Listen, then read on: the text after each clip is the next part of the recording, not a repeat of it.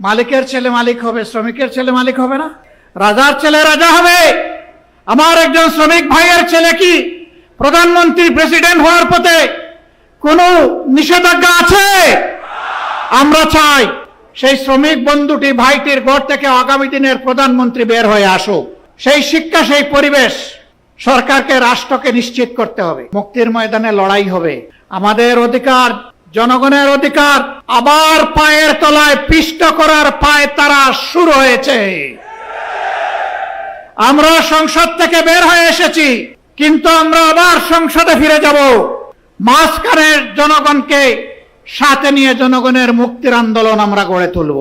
এই আন্দোলনে জনগণের অধিকারের ব্যাপারে আমরা সরকার কিংবা যে কোনো কর্তৃপক্ষকে ইনশাআল্লাহ চুল পরিমাণ ছাড় দেব না।